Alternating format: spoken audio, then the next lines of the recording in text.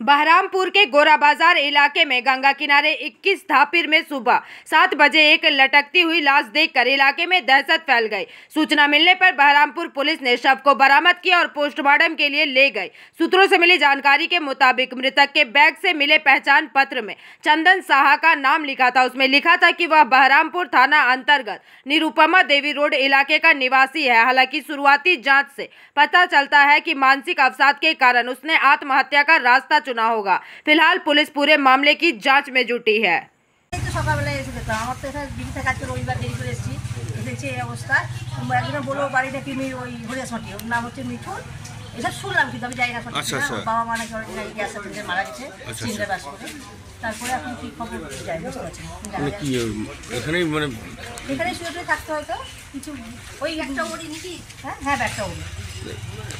এখানে মানে গলায় ইয়ে দিয়েছে গামছা কি দিয়ে ওটা কি চাদর টাদর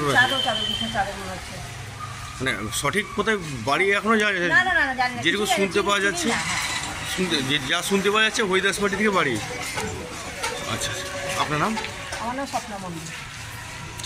ব্যুরো রিপোর্ট PVTV নিউজ।